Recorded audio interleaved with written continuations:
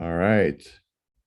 I guess it's 5 after. I guess we can start the call. Well, welcome everybody to our first 2022 community call. Today, the agenda is we have Dmitry give an overview of the recent tech advances, because guess what? We actually worked through the holidays. We're super productive and have a lot to report. And take question and answers. I don't think we have any community project today, right, Anna? I think not today. Okay. All right. If anyone wants just to present something, just we'll say, have... but otherwise for next time. All right, we'll have more time for question and answers. Well, Dmitry, I'll hand it over to you.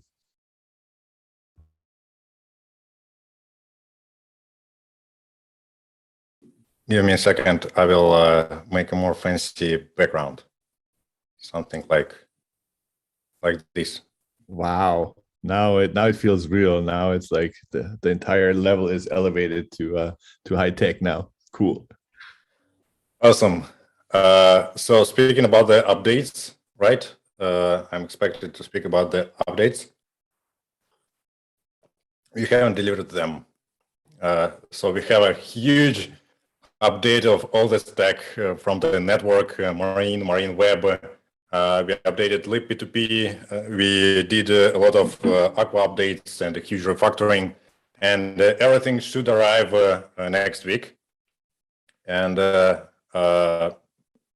let's discuss it after that, and maybe we can even have the dedicated community call next time just to cover the updates.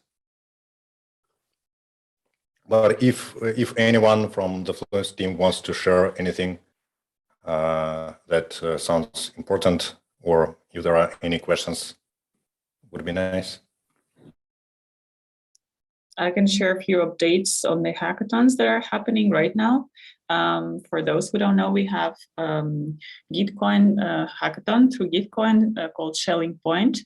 It's running until February 10th. We have put 3 bounties with a total pool price of $5,500 USDC. So please check out in Gitcoin or through our Discord. Just published today the link to all the bounties. And then if you happen to be in Moscow next weekend, February 5th and 6th, we're having in-person hackathon. So also please DM if you want to participate in that. That's it. What about ETH Denver? Do you want to say anything about that? Right. Yes, ETH Denver is also coming soon, so in 3 weeks. So we're also participating in that as a sponsor. We're sponsoring bounties. The bounties will be published soon. We also will update everyone on that. That's going to be online, so you can participate virtually or offline there if you happen to be in Denver. Plus, we're doing several meetups and summit during a middle week. So yeah, all updates are coming in our channels. And I think for ETH Denver, the Fluence specific bounties are what, $15,000? Yeah, up to 15,000. Yeah. Yeah, and then there is the big pool on top of it. So it's definitely something for the hackers among you to tune into. It's going to be worth your while for sure. Mm-hmm. Yeah, a lot of projects sponsoring this year, and they're expecting, I think, 3,000 or now even 5 or more thousand people coming there just in person participating. So it's going to be a huge event.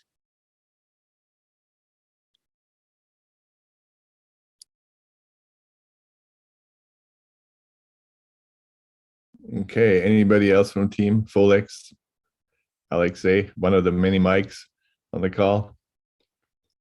I know you've been working. I seen the updates. I see the commits. Share, please. Yeah, sure. Well, what I've been working now, there are actually metrics collected from the Fluence nodes, and you soon will be able to see them on Grafana as pretty dashboards. And I think we will even publish it, at least some in read-only mode. So there will be nice graphs, nice colored numbers, and different insights into the inner workings of the Fluence network. That would be nice. Can you bring up like the screenshots you shared in Slack? Yeah, sure. One moment.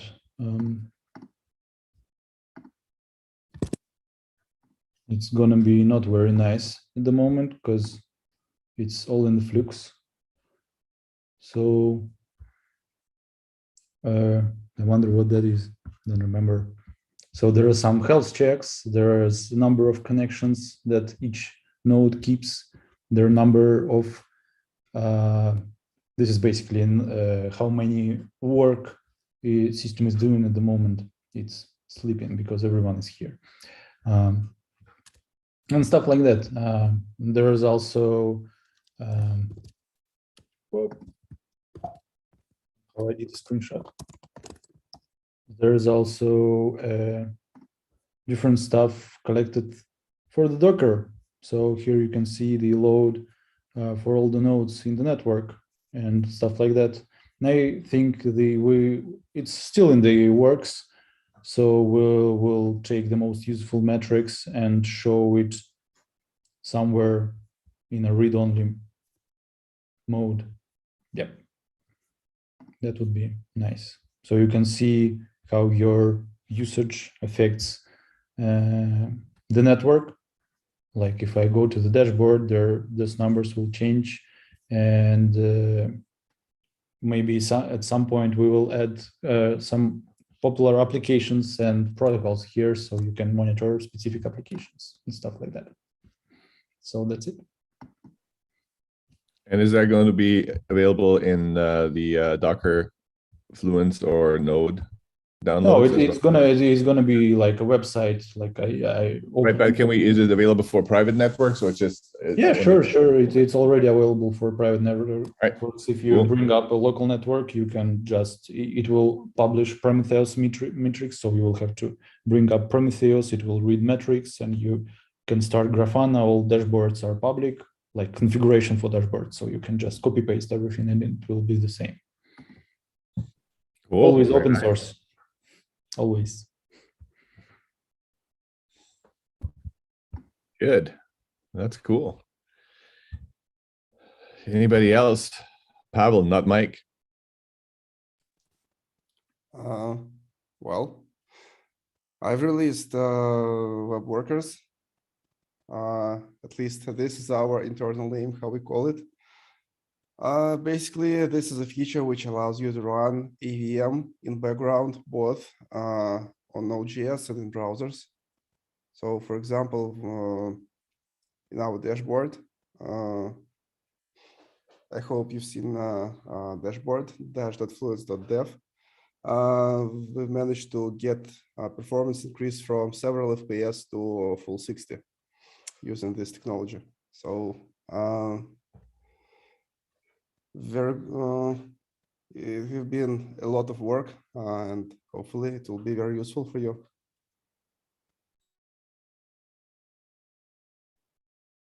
Very cool. So do you have any like insights into the performance improvements so far, or is it too early?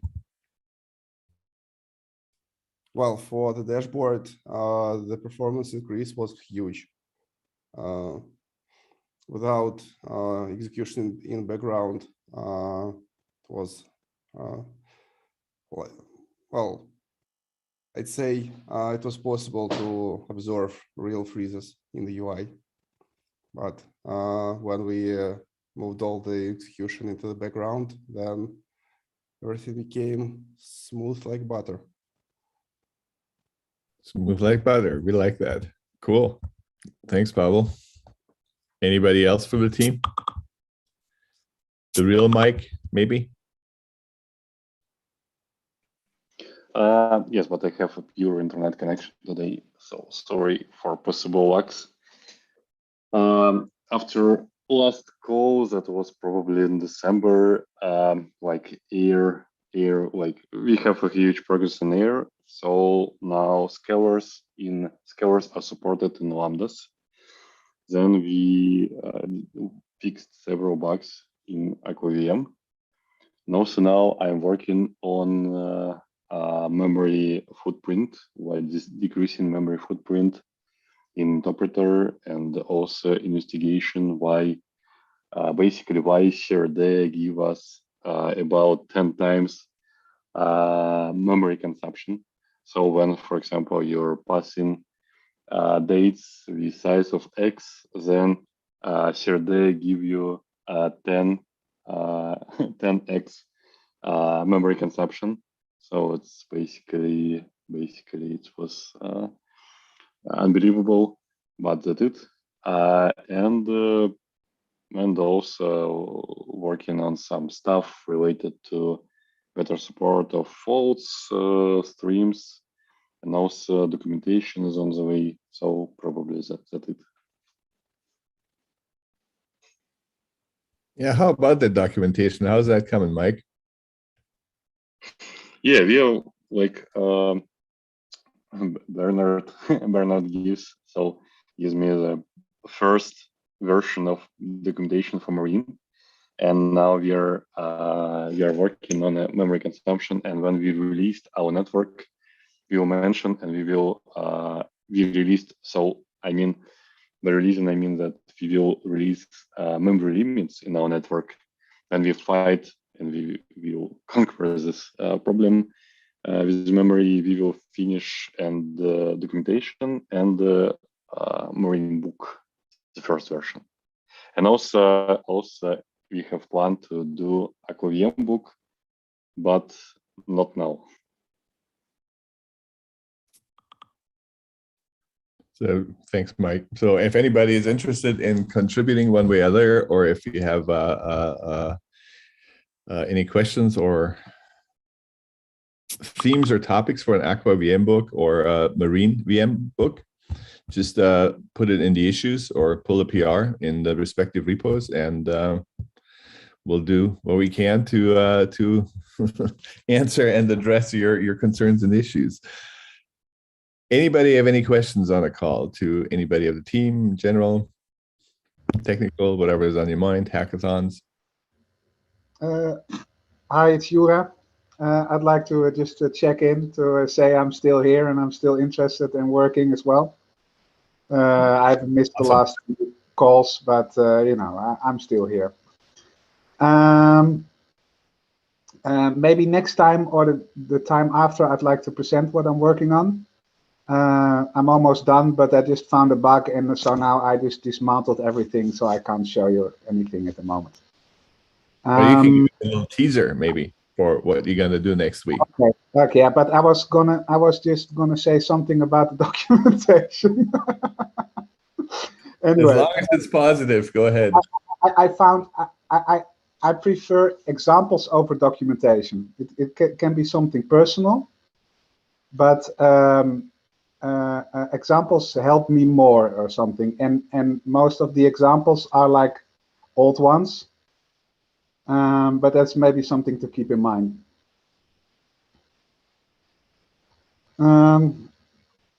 Yeah, so fresher examples. An example. You want an example refresh? Well, I think you sort of, maybe you had a few examples that you made yourselves, and then you reused some that came out of hackathons. That's my impression. But those help me most, I think, more than like a dry documentation. Okay. But that's just what I wanted to say. Okay, so now you want to put me on the spot for what I've been doing. Yep.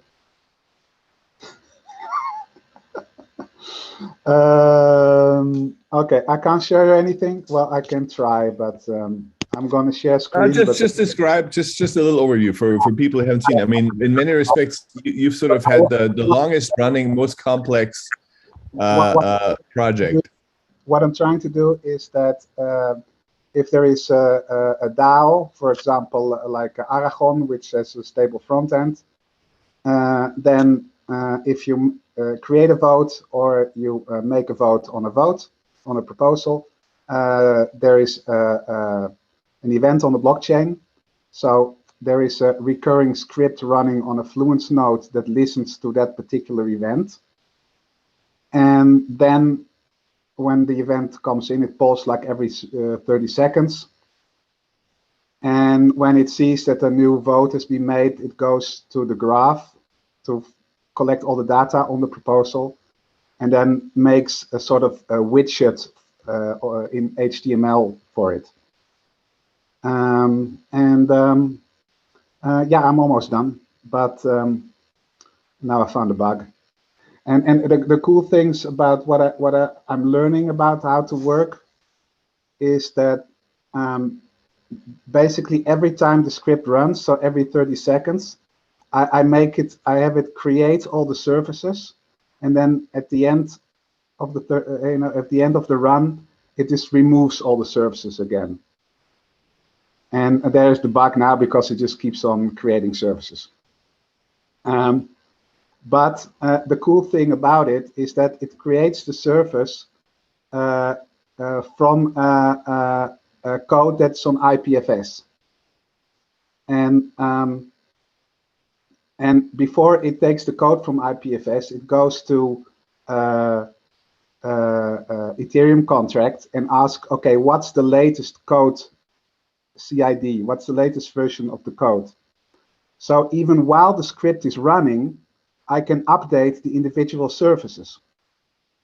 And I can be the only one doing that because the contract says that I'm the only person who can write to the contract. So there is a way that you can update a running script, and it's clear that only one person, or you can set up rules who's able to do that. And the same is true for the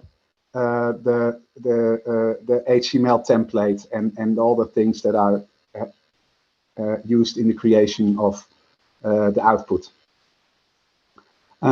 So that's sort of it's working, but not at the moment. And I'd like to show it to you like in a week or two. Very cool, and we're looking very much forward to it. You've been working on it really hard, and I'm glad it's coming towards the end, and you get to show it off.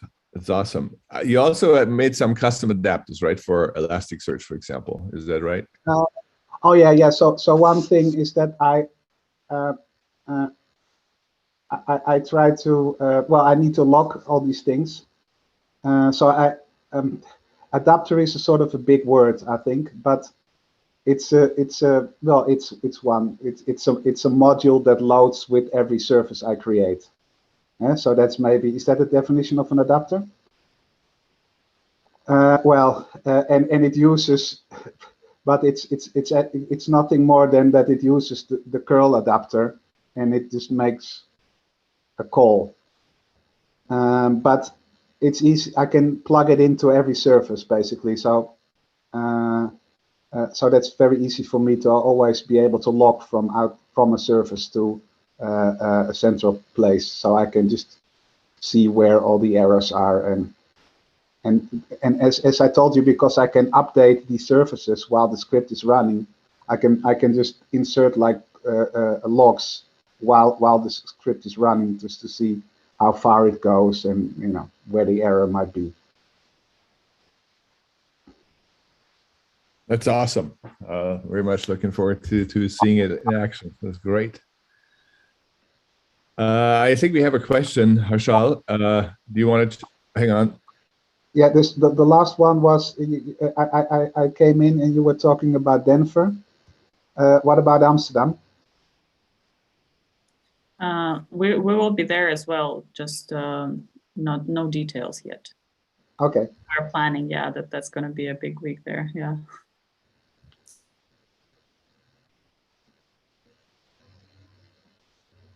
Okay. Harsha, I hope I'm pronouncing your name right. You have a question? I was wondering if you could just unmute and throw it out in the universe here. No, it is not a question. I'm just telling it. It's just a suggestion that we can do it. Am I audible?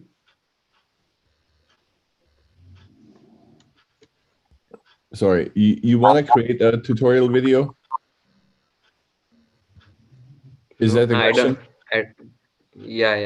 I'm just suggesting that we can have a tutorial videos which will be more helpful to the audience. Yes, sure. Yeah, absolutely. We Absolutely, just yeah. have the text tutorial on the website, so it will be more helpful rather than the text documentation. Yeah, absolutely.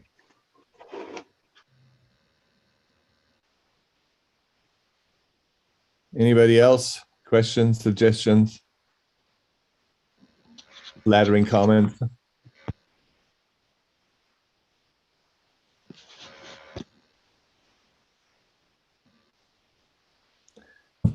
Well, I got nothing else, so I think I exhausted everybody on the team, and in the audience as well. Thank you, Drea, and we'll do it again in 2 weeks, and then I think we're gonna have a lot of updates, and we're also gonna have some probably more feedback from the hackathons, some results, and call it a day, I guess, for today. Just in case, I have a talk prepared. For today? Yes. We've been. Terrific. All right. Everybody back in the room. Sit back. Everybody down. back in. I thought you had nothing. You set me up here. Cool. All right. Good for you. All right. Give me a talk. Go. Back Rock in your it. seats. Get a coffee. Good. Popcorn break is over. We were waiting for that. You wanted to add something? No. So can I share my screen and tell you something about something?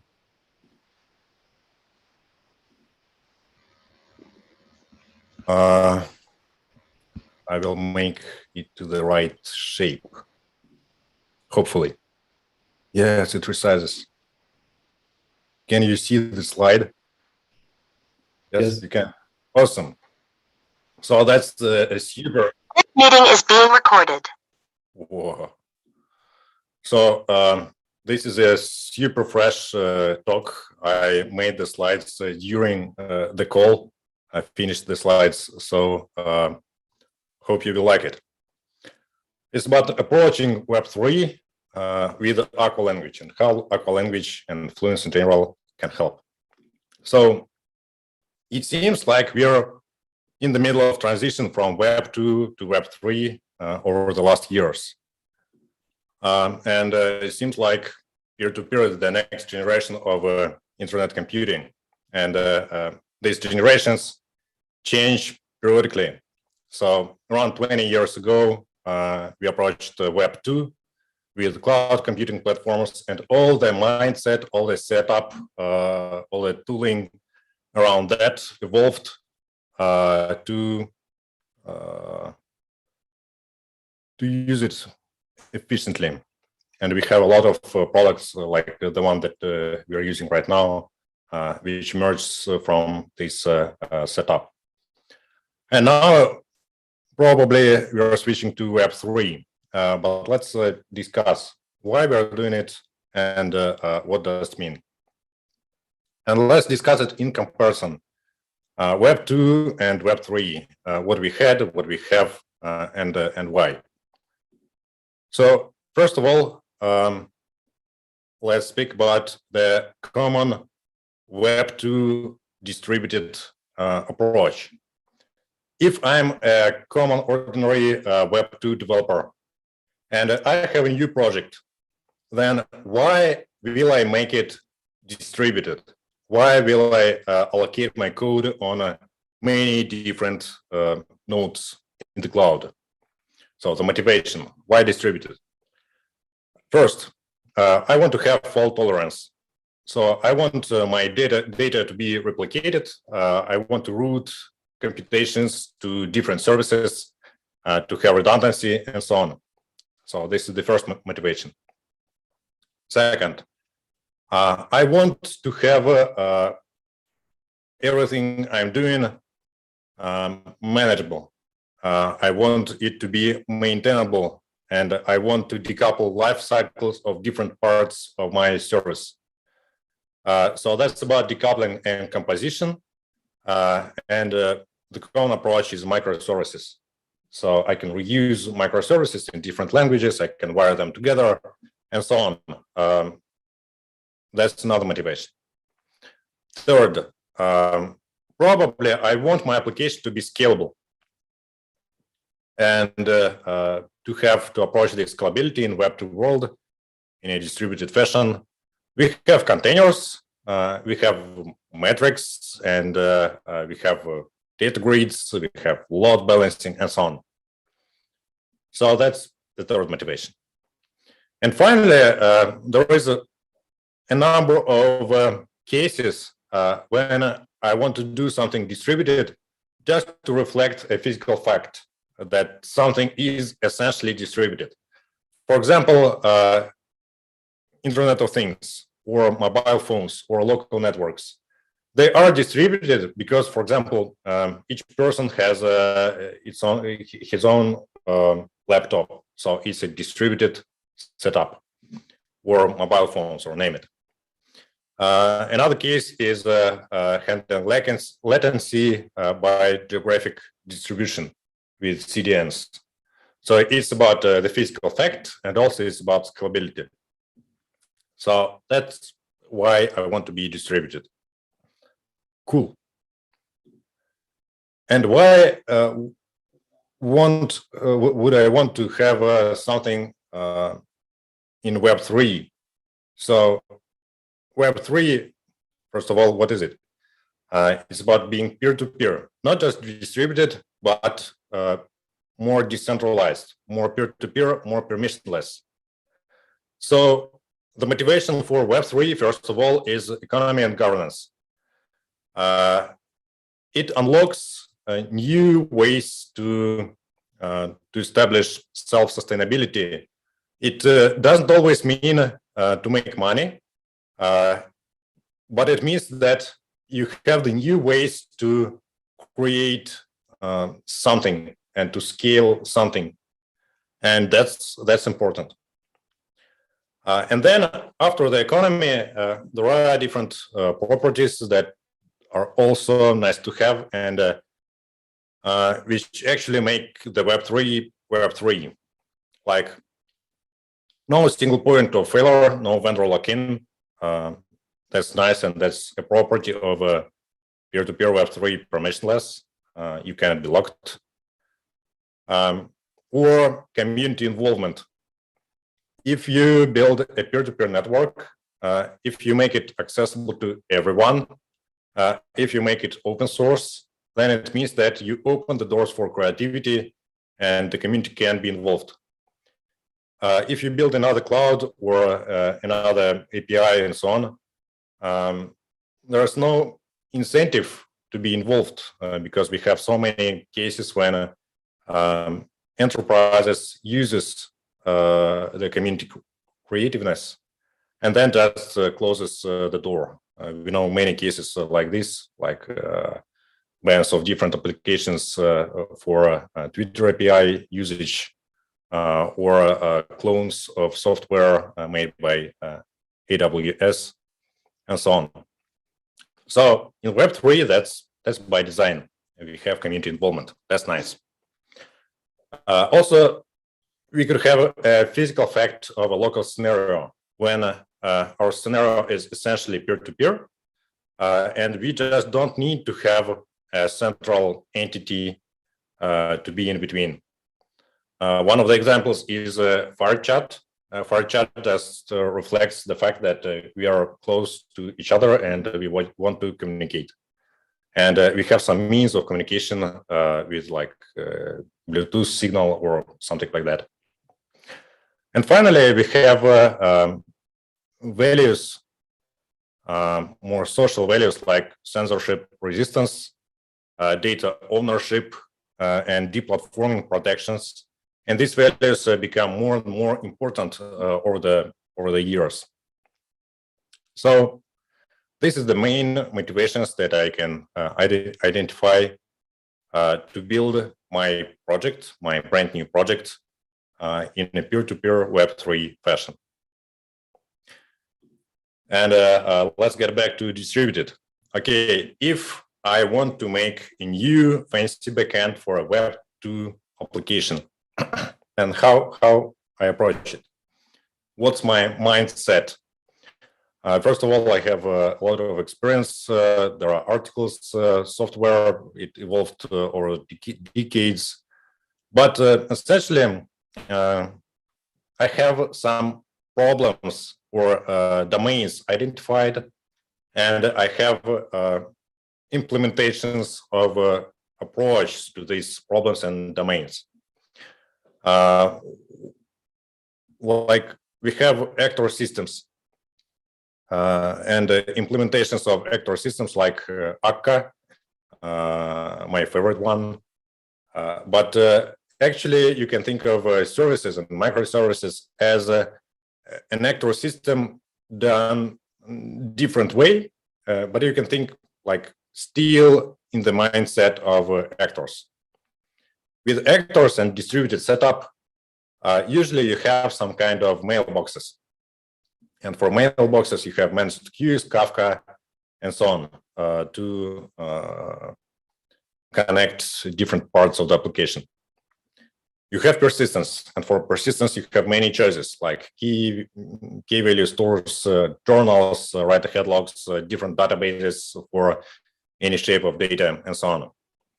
Then for scaling and operations, you have Kubernetes. For service discovery, you have console, and generally speaking, you have DNS, and so on. And you have data centers, virtual networks for connectivity between them, some sidecars for connectivity like Istio, and so on. So basically, I can decompose the problem of a distributed Web2 backend, and I know how to start, and I know why everything will be okay.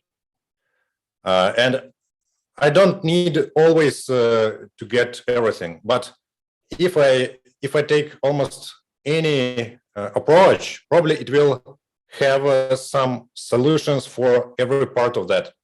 For example, if you take actor system, then it has its own mailbox. For every actor, you have mailbox.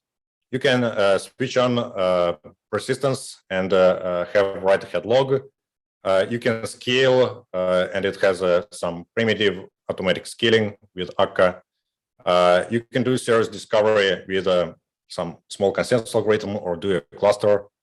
And you don't need to have virtual networks, but you can connect all these Akka peers, for example, together, and to have the solution for the connectivity, like even without virtual networks. And you can choose what's more important in this case or in that case, and more or less everything is covered both with tooling and the mindset. And now let's switch to peer-to-peer. Okay, I have a motivation to go to Web3 and to go to peer-to-peer. And first of all, before I start developing anything, I need to consider the edge cases and to establish some constraints. I need to establish zero trust security. So with peer-to-peer, I assume that everyone in the world can send a message to my system. So there's no firewall that makes my cloud setup protected. The instances, like my services node, something should protect themselves. So this means zero trust security. And also this means that I expose many attack surfaces, which I have to consider from the beginning, like Sybil attacks, Eclipse attacks, double spending, and in the middle replay attacks, and so on. And I just have to care, because otherwise, if I'm just a bit successful, I will be hacked. And then I need to decide how to approach the discovery. And there is a huge choice. Usually in the peer-to-peer networks in Web3, If I need to discover something, and if the pairs are different, then I need to choose Kademlia and one of the implementations of Kademlia. If I don't need to have discovery, if I have a whitelist, or if I don't care where to connect, because every node, every peer, every service has the same state, like with the blockchain, then I need to live with that. This decision will last with me, and it will constrain me, like what can and what cannot be done. And when I consider security, then I need to switch to the second part with many questions which change the design, the system design of my network dramatically. Like what state is needed, and what exact state is needed, and how exactly I want to make it available. What guarantees do I need? What latency do I need? And so on. Then the question for my Web3 application, can it be deterministic? Will it contain some computations? And if I choose to be deterministic, then there is a question of oracles and how to provide data into the network, and that's a very hard problem. If I don't want to be deterministic, then the question is how to synchronize my peers. Do I want to have eventual consistency or no consistency, or how to approach it? And what's the right algorithm? At this point, I can think about the network algorithm. And then the question is, okay, I have these nodes, but what is the business model? How can I make the development self-sustainable, and how can I incentivize the community to to provide creativity, to commit into this Web3 project, how to distribute the tasks, and that's another question. And we have some solutions. For example, you can have inflation, or you can have mining reward, or you can have something like that. But for every solution, you have constraints, and there are not so many choices here, actually. And finally, after I considered security and I keep it in mind, and then I made a lot of decisions on the domain of my Web3 application, then I need to choose some tool or a tool set that matches my requirements. And for some cases, there is a tool set, but for many, there's no. So, for example, if I decided that everything will be will have the same state, and I don't want to make a discovery, and I'm ready to be deterministic, then I can make a smart contract on a blockchain, for example. And that's one way that's open. You can do it. And we have a lot of different businesses around some smart contracts. Or you can move to layer 2 if a big blockchain like Ethereum is an overkill. And we have some layer 2 solutions like Substrate. But then we still have some questions, and it's hard to answer them in the current landscape of Web3 toolsets, like scalability. Okay, if we have Kademlia for service discovery, then it has some problems with scaling. It's not very trivial. It does match all the cases. If you decided to choose a blockchain, then you have a throughput that also limits the scale, and this throughput can be big, and different blockchains compete with each other for a number of transactions. and it's still not billions. Europe still limited.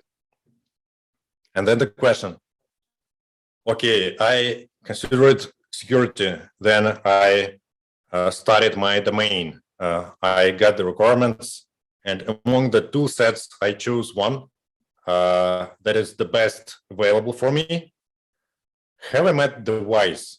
Am I able to meet the motivation of doing Web3?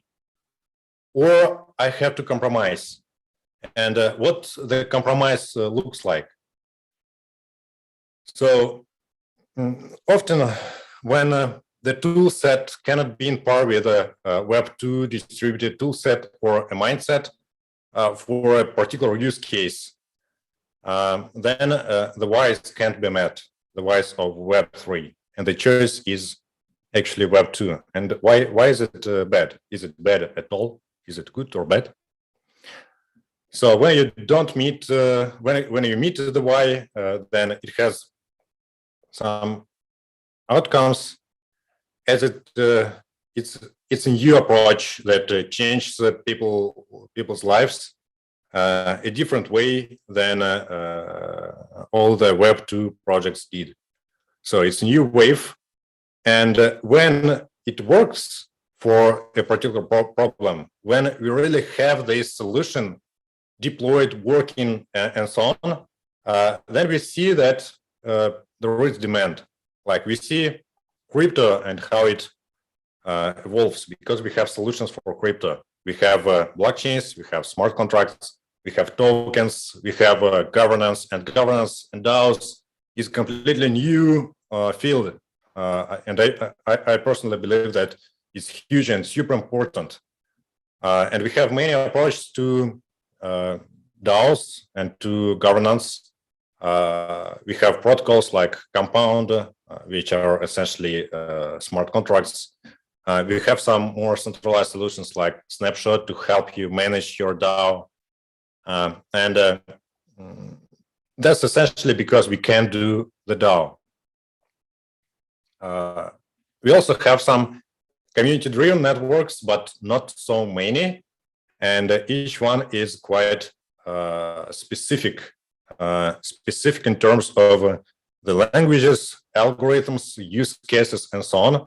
But I'm feeling that it's important to name some, like Aureus. Aureus is kind of awesome and radical. And it also means that the community as a whole can build some software that can compete with the old centralized setups, but also provide some new values. And that's why people go there and invest their time and effort to build it, if it's possible. And we have some more like IPFS. IPFS solves some problems somehow, but with no doubt it's round, and it's round because it proved that it's possible to make content addressable files because it's delivered the right way.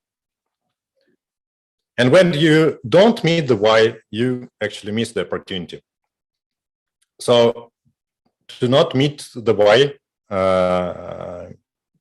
the easiest way is to not be able to solve how. And if you don't solve the how of Web3, how exactly to build your system, how exactly to approach your business opportunity, then there could still be an opportunity to create a Web2 business like SaaS.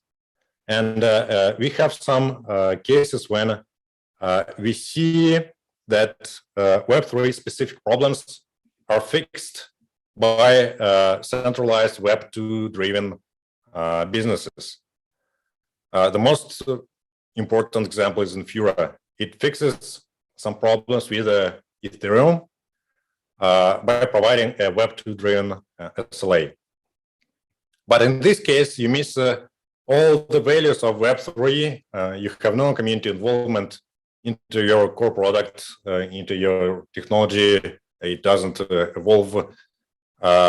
You're also the vendor, and you're logging in, and so on. Is it good or bad? I think neither. But I believe that in the better world, for every important problem in the emerging Web3 ecosystem, there should be a couple of Web2 solutions to Web3 specific problems, and a couple of Web3 solutions. And often we see that, for example, for in Yura, we have Alchemy, right? And we have something like Pocket Network.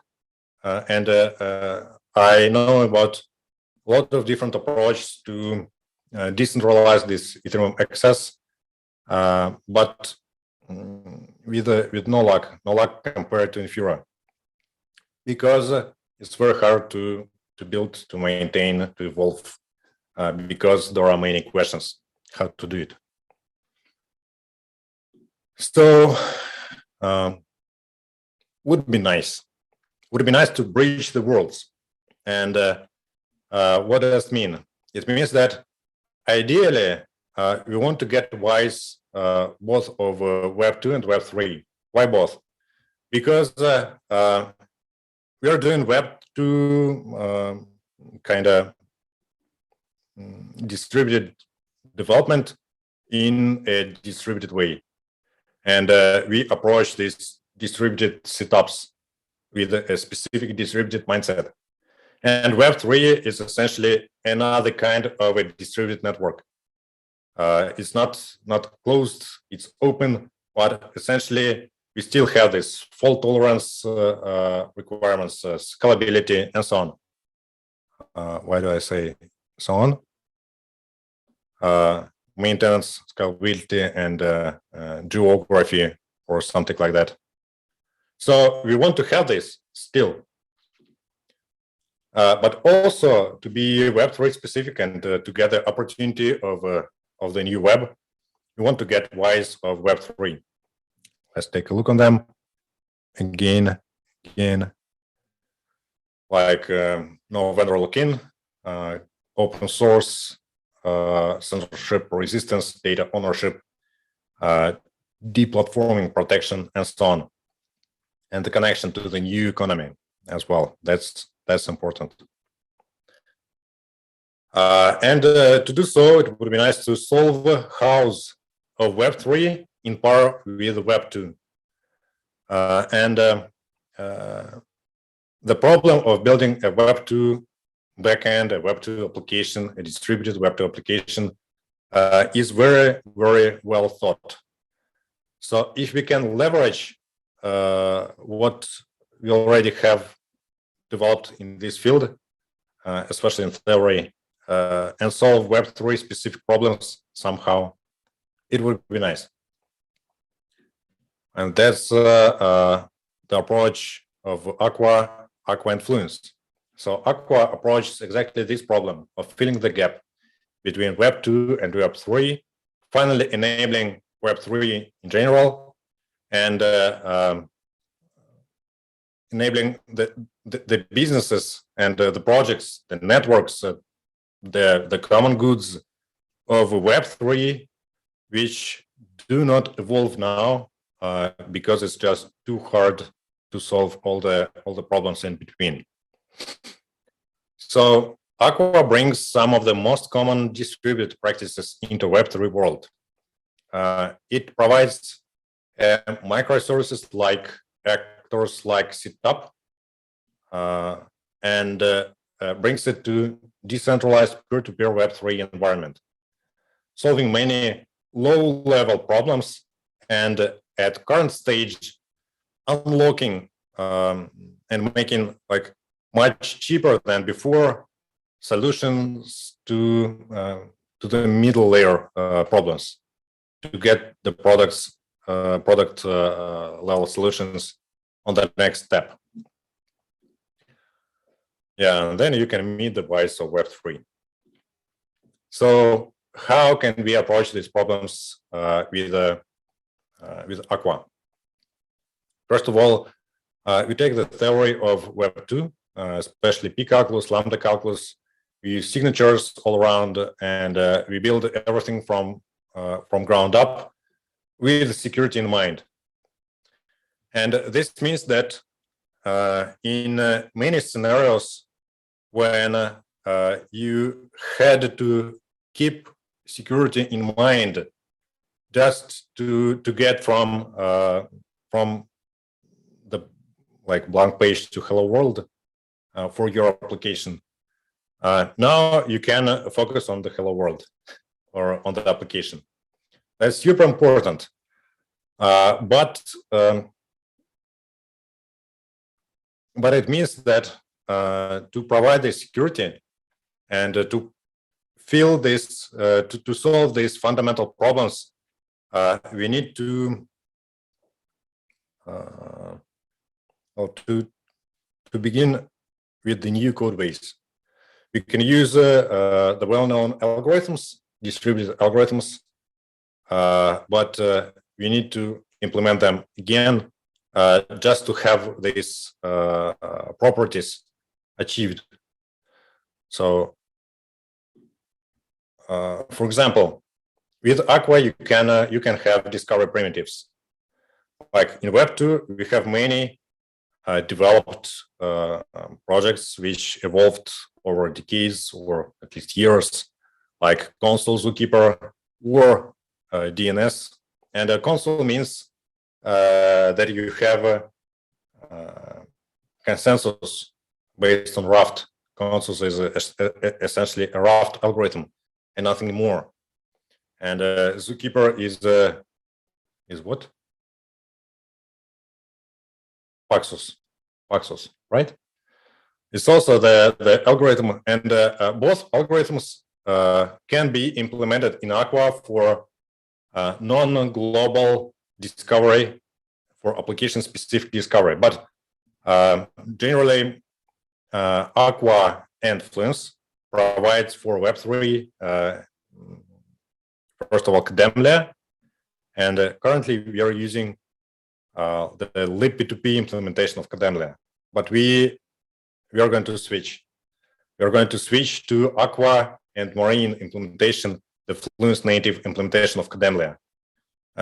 We want to switch to our own implementation of Kademlia, not because it's fun, but because in this case, the community will be able to plug the custom logic into Kademlia and use Kademlia to form subnetworks for the particular products. So it lowers the barrier dramatically because you don't need to run your own network to have your own network. You can deploy a subnetwork on existing nodes. And you can prioritize the discovery, the connections between these nodes over the general usage.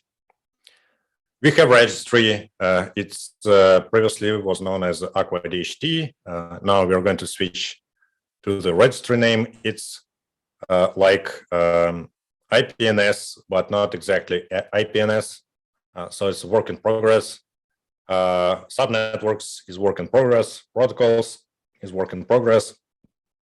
And what does it mean that it's a work in progress? It means that we identify these problems and we understand that to get in par with Web2 and to provide the best experience for developers, we need to fill these gaps.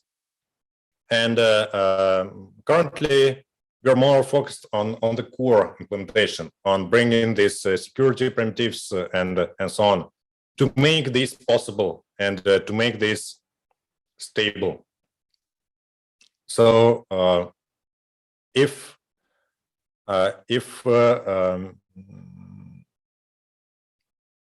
anyone wants to help us with anything like that, it would be nice. And I believe that some of these WIPs that I mentioned and that I will mention deserves to be a dedicated project or a dedicated maybe a business or a venture or something like that.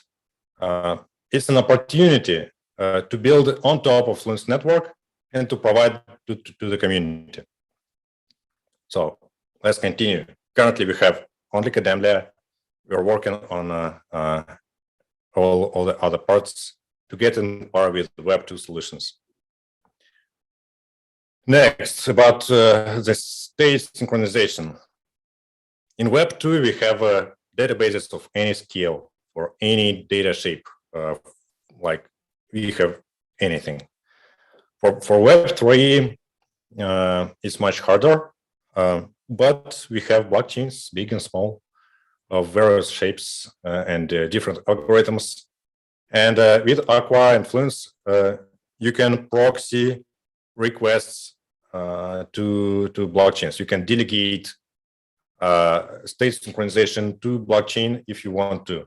And it could be Ethereum. You can read from Ethereum. You can write to Ethereum if you want, or you can have a small dedicated blockchain for your smaller application over the subset of nodes.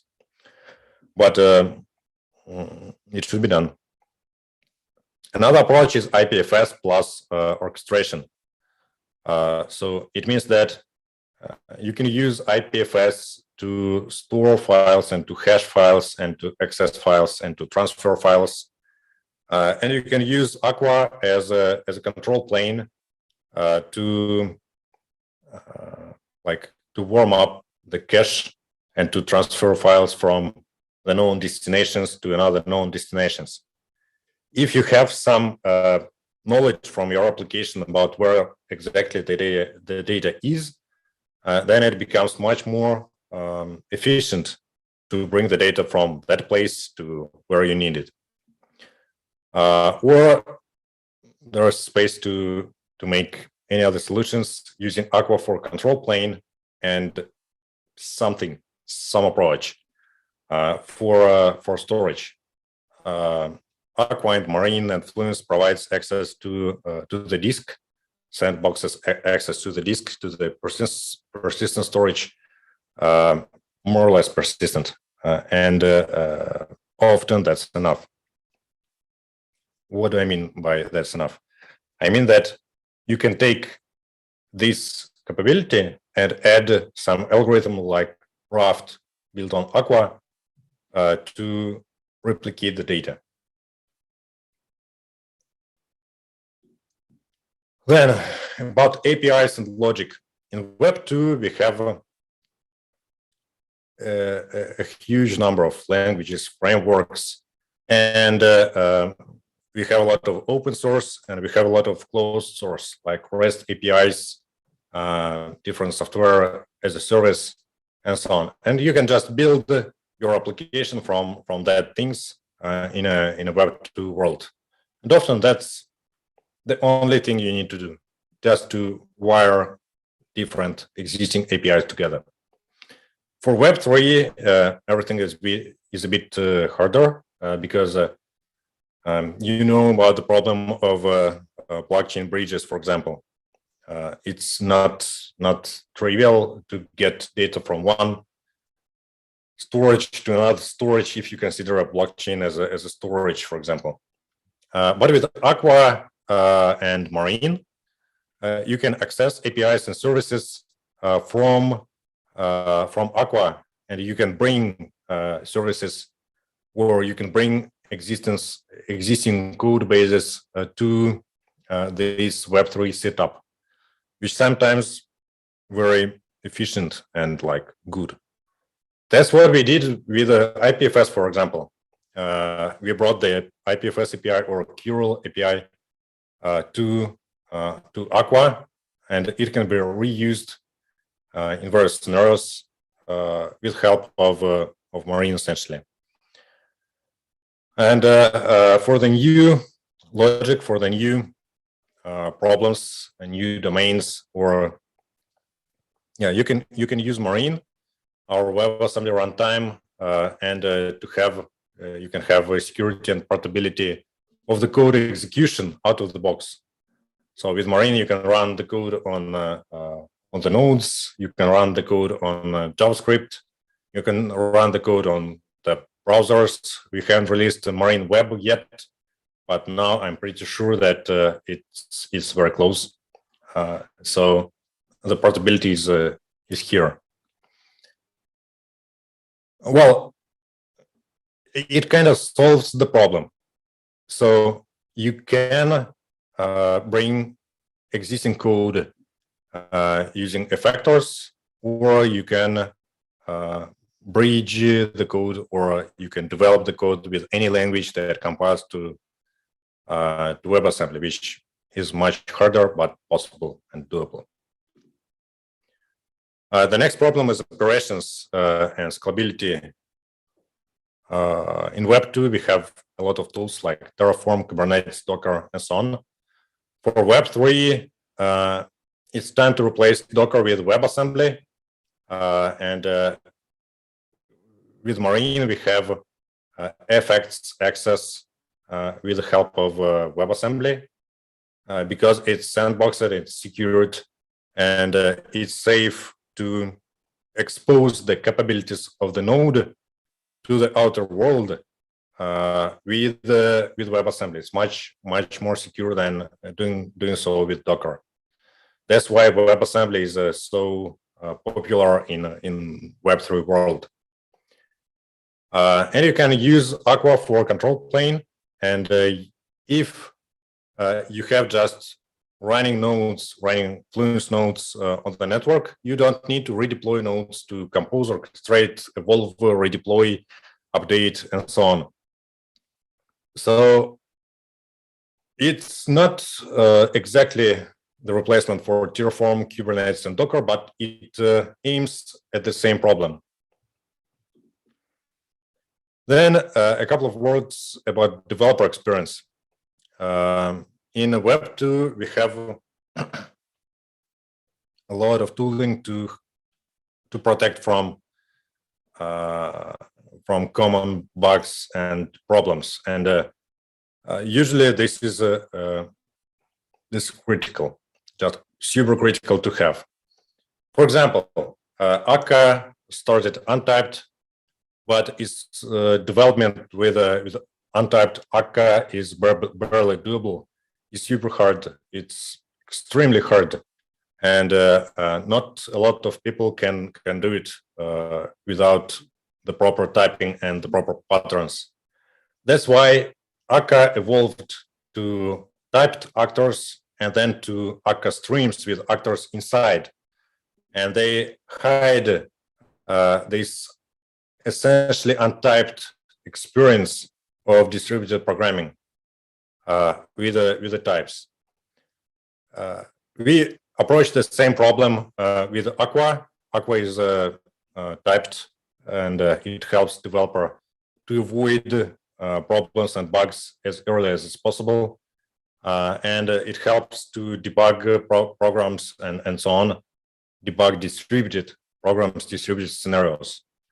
So I believe that if we want to commoditize Web3 development, and if we want to make it accessible to people and to unlock the possibilities of these different businesses with the Web3 values, we need to provide the developer experience that is close to the solutions, to the Web2 solutions that aims on the same problem. And also speaking about developer experience, distributed part is separated from computations, just like with the workflow management languages in Web2. And that means that you can reuse computations, you can reuse algorithms, and it's like much easier than do everything from scratch. Why it's important? Again, because with the tool sets for Web3 development that we have around right now,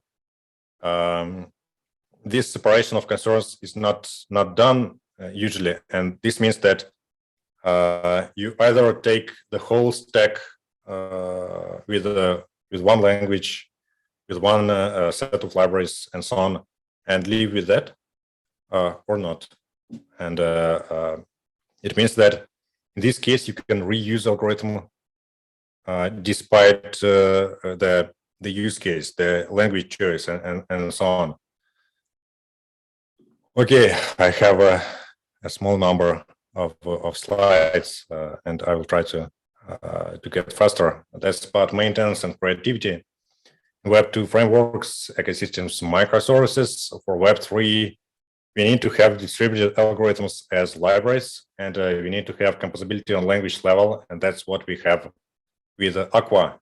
And this means that you can distribute problems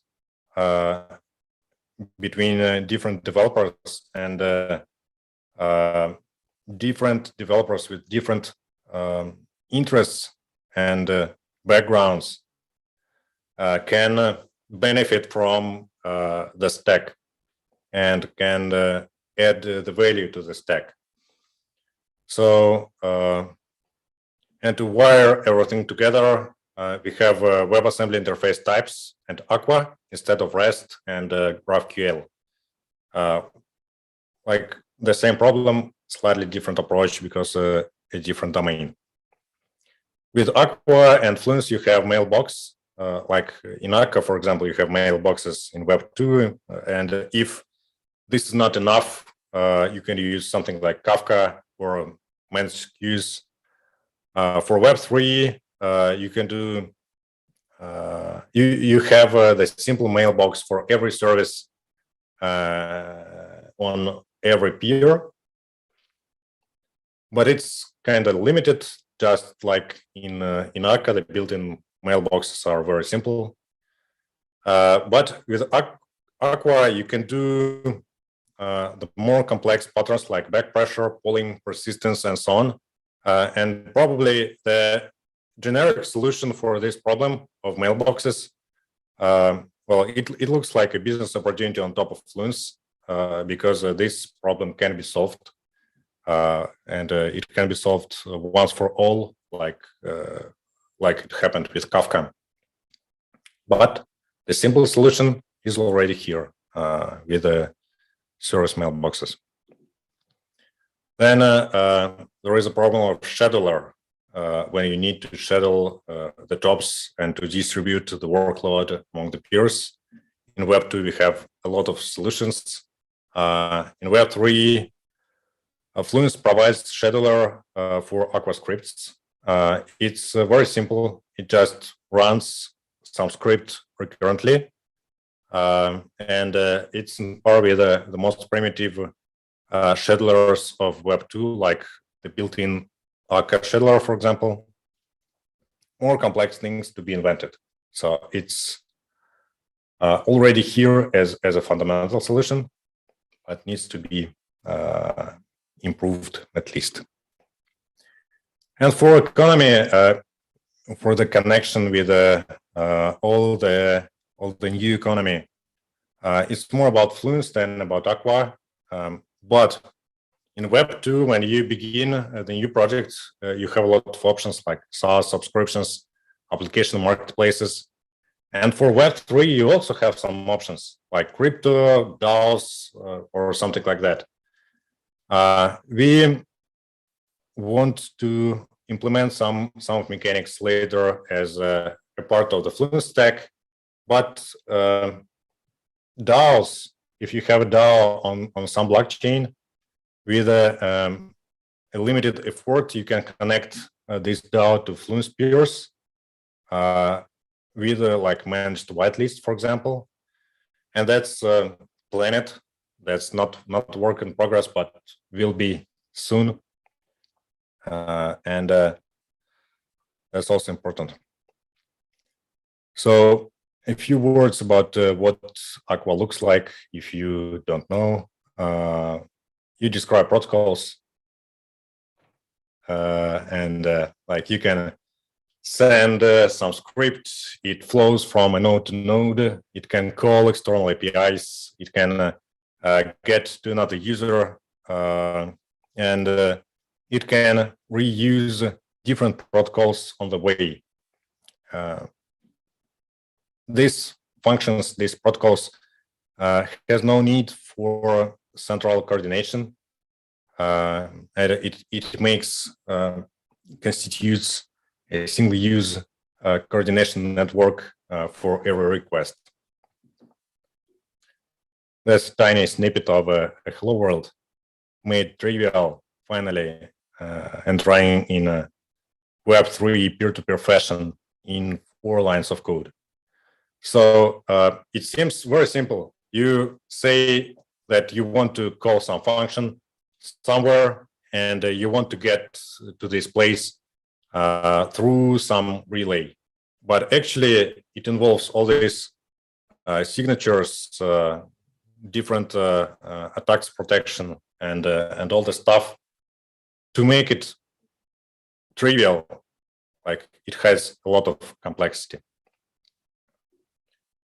In case you haven't seen Aqua book, and if you want to learn more about Aqua, take a look.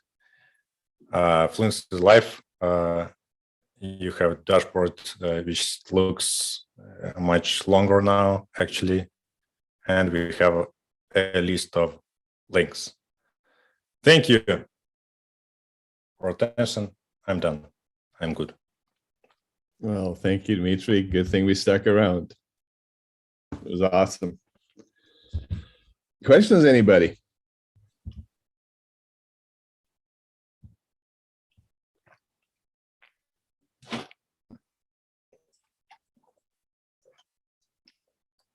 No? Come on, there got to be questions.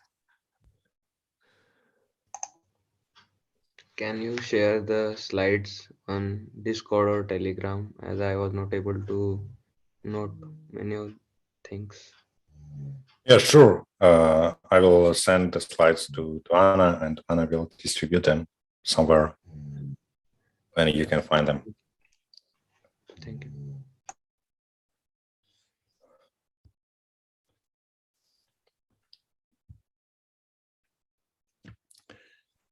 Okay. Well, in that case, if everybody's set, then we'll call it a day. Thank you, everybody. Thank you, Dmitry. Thank you, Alexei, Mike, Pavel. Who else did I terrorize? Drera. And we'll do it again in a couple of weeks. Looking forward to it. Thank you. Thank you. Bye-bye. Bye.